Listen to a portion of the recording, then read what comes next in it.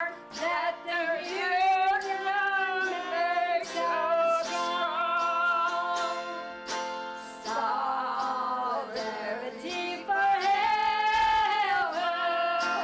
Solidarity forever. Solidarity forever.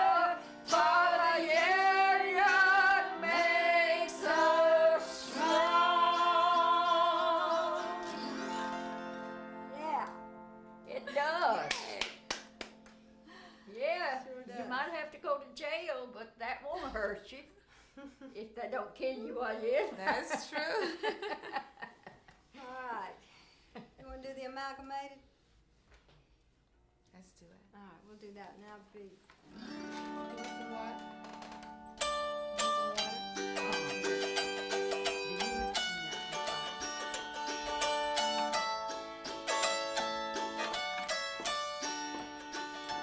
We will stand for the union. We will fight for our rights. We will hold our banner high. No one else in our shop speaks for the workers' right. And amalgamated is our only friend. We remember old-time union leaders back in 1910. Eugene Debs and Elizabeth Gurley Flynn. Well, the companies and the government tried to keep them down, but that old-time union spirit was born to win. We will stand for the union. We will fight for our rights. We will hold our banner high. No one else in our shop speaks for the workers' right to win. Amalgamated is our only friend. We remember the sweatshops, sewing factories, and the women who gave their life's blood and much more. Then the union came to organize for safety and for health, brought union power to the women on the floor.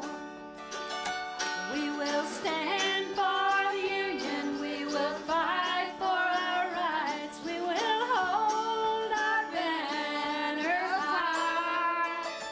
No one else in our shop speaks for the workers' right to win. Amalgamated is our only friend. It is. It's been 75 years and the union's here to stay, merged with the textile workers too. Workers north, south, east, and west have a mighty friend known all around the world as Act Two. We will stand for the union. We will fight for our rights. We will hold our banner high. No one else in our shop speaks for the workers' right to win. Amalgamated is our only friend. Amalgamated is our only friend. All right. Good. Very nice. Oh, very good. That's excellent. Roll. Okay, Clara. Okay. Annie, how you doing? I want you to tell me, first of all, my family is textile, and all of my family now works in the mill today, and under very modern technology and supervised and everything. Why don't you tell me a little bit about the time that you worked in the plant, in the mills? Oh, you mean when I first went to work? Yes, start back when. How old were you when you first started? About 8 years 8. old. Well, 7 start, or 8. if you can remember at 7 or 8, start back In at 7 or Rome, 8. Georgia. Rome? I went to the superintendent's office and asked him for a job. At school? Ma'am? You mean the superintendent's office? You mean at school or? Cotton mill. Cotton mill, okay. And he said, "You look mighty little to be wanting a job." I said, "Yeah, but I can learn." he looked at me, and he said, "You're little." But says, "I tell you what to do. You come to work in the morning." I says, "Well, tell me what you're going to pay me an hour." He says, "A penny, A penny. 12 cents a day, 12 hours to learn to spin." Now, was it your choice? Were you compelled to go to work yourself, or was it because of your family? Or explain why at the age of 8 you wanted to go to work into the mills. Well, there wasn't any school around there that I knew about of my mother, and we had no school. Mm-hmm. Of course, the company had a bathing pool for the people in the cotton mill. That was unusual, for them. But there wasn't no school, and I lived the same way in Douglasville. There wasn't any school there. Now, how far was Douglasville from? It's Douglasville is, I guess, about 40 miles from here. Mm-hmm. This side of Villa Ricker. Okay. Ask her how she learned to read. Okay. Now, how did you learn to read? You mean at the age of 7 or 8, you went to work in the mill. You said there was no school. How did you learn? I didn't know how to read didn't know in how to Rome, read? Georgia, but we moved away from there to College Park, and I was my folks worked at Gate City Cotton Mill there. And what happened, I got a letter from my boyfriend. He wasn't my boyfriend, he was just a friend to his sister. We was buddies in the cotton mill, and very nice person, family. And what happened concerning this letter, I asked my mother to read it for me. I didn't know how to read. And so she said, "You go out there under that oak tree and read that letter for yourself. Learn, and if you don't know how, you can learn." I went out there, that set me afire. I said, I got to learn to myself, Right. I got to learn to read and write. And I went to learning and studying. So when you say you went to learn, and you did it on your own, did you? How did Yeah, you- on my own. And when I was going to school in Douglas County, I didn't get any education there because the teacher, she spent all of her time with the sharecroppers on the land, sharecroppers, landlord. No, it started off good. She spent all her time with the owners. Yeah. And she didn't do anything for the sharecroppers. Start again and tell that story. Okay. See, the sharecroppers, they didn't have a chance, and so what happened? The teachers didn't do anything for us. As far as Did you have books? Did the teacher give you books? The sharecroppers, children? the school, Yeah. So were you separated? I in don't the, in even the classroom? remember a book. You don't remember a book? Not a book, but they had books there at the school. But these teachers boarded with the sharecroppers, the landlords, The owners, right? And she spent all of her time concerning that with the child's. That was a child's own lot of land. In fact, we was living on their land. My father and mother and all of us. All of us. How many you had? A lot of sisters and brothers, or was it just you? Well, I had 6 brothers and I had 3 sisters. Were they able to go to school as well? They was, some of them married. Okay, you. No, I haven't told her. These Broadwaters, one of them was my sister-in-law, She had helped me, and she had helped me learn to play the piano. What little, I'd learned. This is while you was working in the plant? That's when I was working in Rome, Georgia. Okay. But where did we go from here? Okay, now we're gonna move around here, move the camera. I don't know about this stuff, so you have to tell me. Rolling. Okay, Okay. now.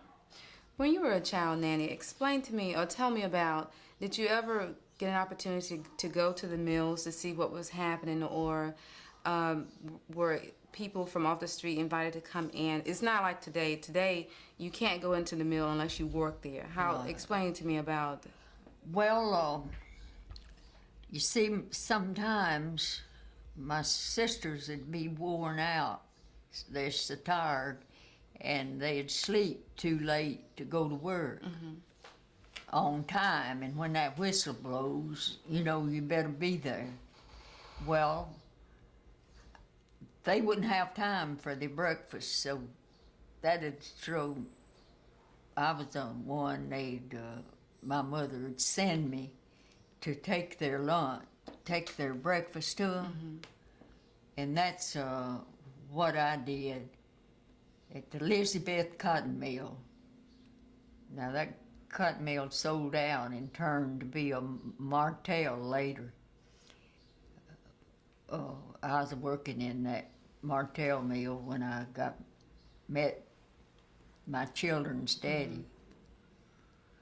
Well, anyhow, I'd have to go over a bridge, and it'd make me so nervous, you know, to go over a bridge. There's a big creek to the cotton mill. It's 2 rows of houses, the village.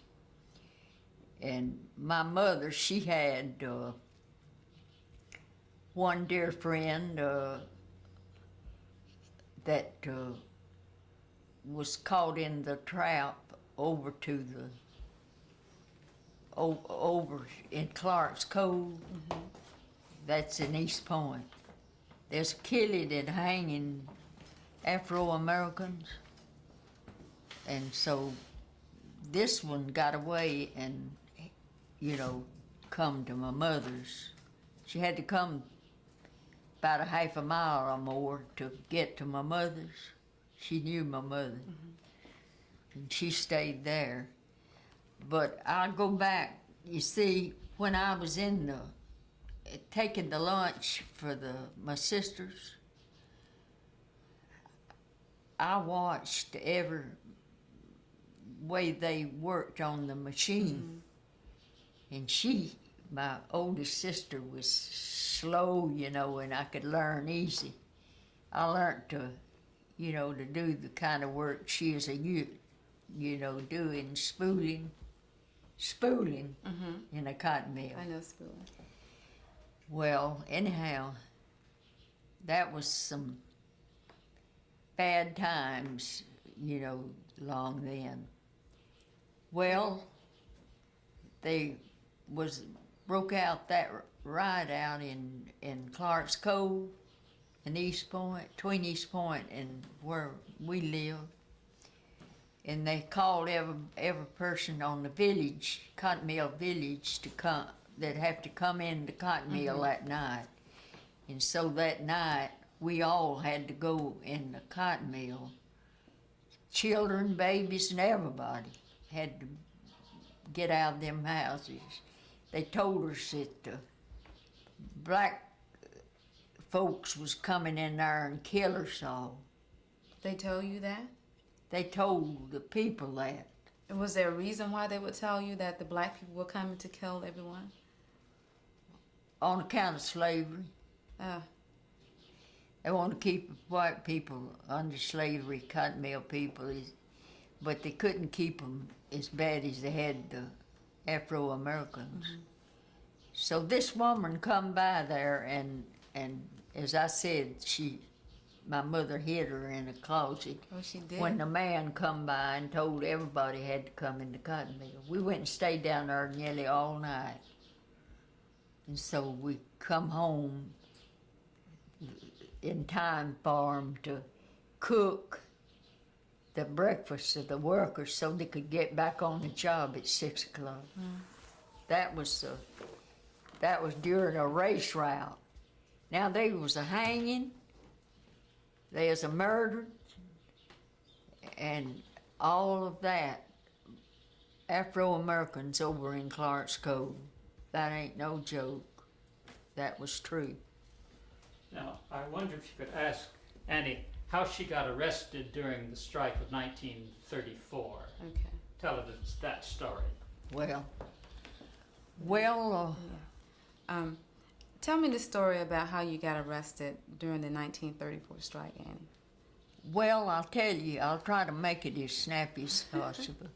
You know, I was on starvation. I had 5 children, and I lived across from Capitol Avenue in a little shack, you know. And that was during the Union was going on then. And so my children didn't have nothing to eat, and I had no money. And there's a WPA days, you know, then. And then I got them to go over to Capitol Avenue where my mother was living so they could get them something to eat. And so when they left, I went on to the social worker and asked her and told her what a shape, you know, I was in. Didn't have no bread, no sugar, no coffee, no nothing. And that was the truth. And I asked her and told her I needed some help bad.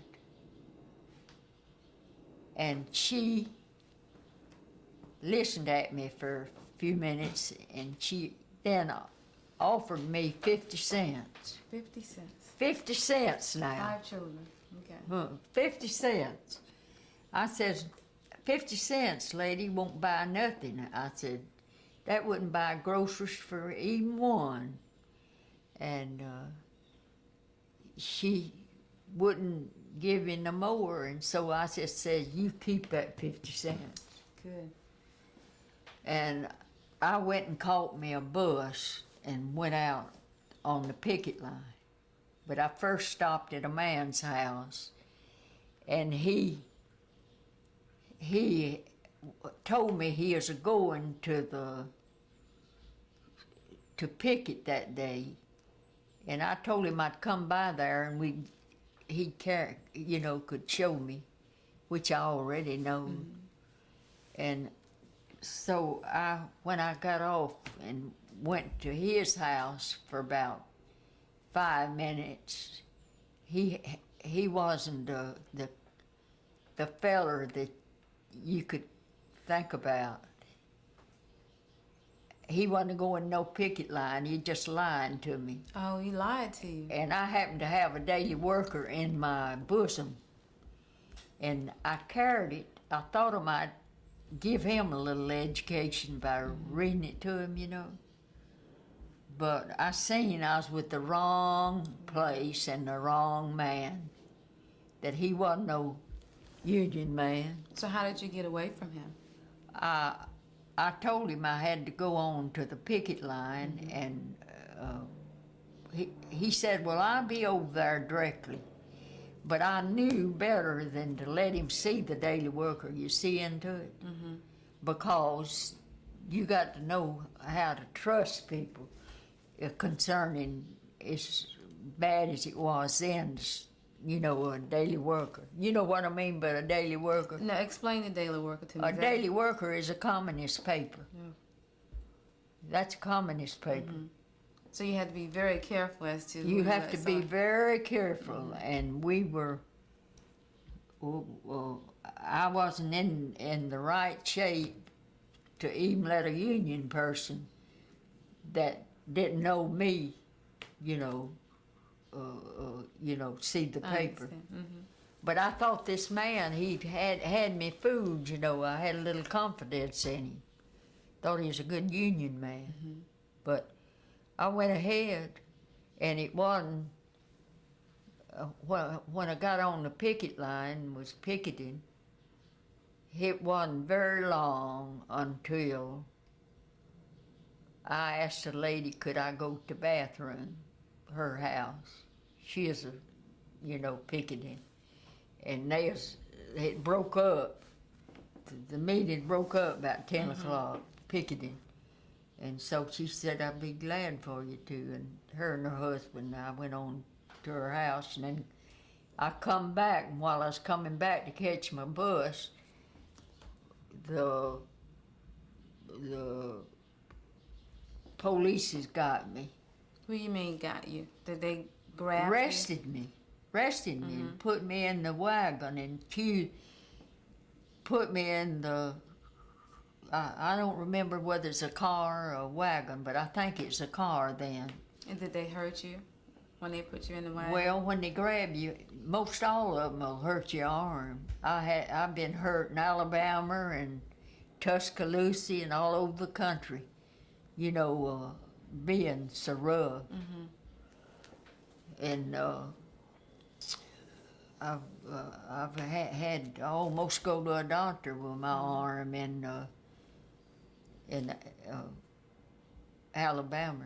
So what happened after they got you on the wagon, after they put you on the They wagon?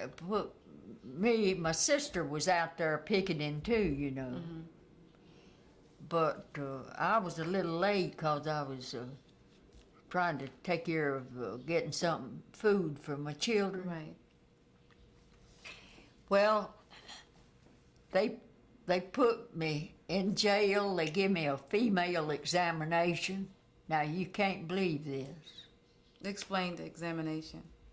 A female examination. They didn't take your clothes off or anything. They just roughed you down a bit, right? They almost took them off. Oh, they and did? give me an examination. Now, you know what they done that for? No. Well, I had a daily worker. Oh. I had a daily worker. My bosom. Now I get it. Okay. You got it, ain't you? Yeah. So they arrested she and I, and they accused us of You mean your sister? You mean my sister Okay. and I. Annie Mae Leathers, she is a Leathers in. They arrested us both and put us in the Big Rock jail down here on Butler Street. And then they give us an examination, female. What about that? I guess they thought we had a spy ring. Did they find a newspaper? No, I had it in my bosom. Oh, okay. They was welcome to find it quick.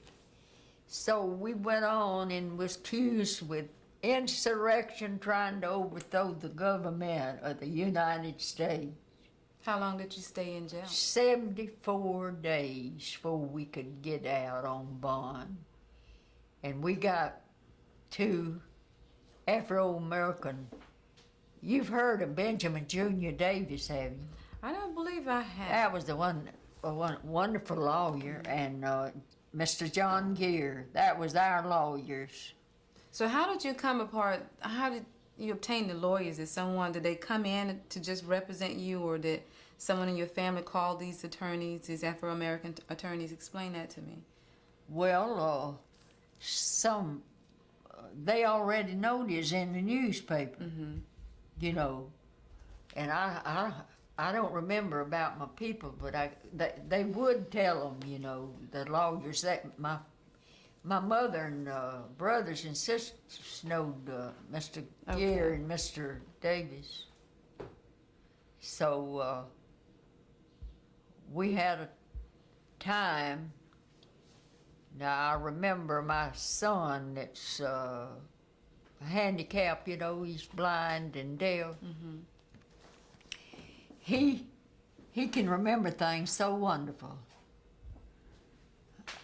I'm proud of that. He said I talked about 3 hours on the stand. You know what I was doing, giving them a good outline on this country. And what they're doing and what they've done for the blacks. See, the black didn't have no freedom at all, practically done then. You know that. I know that.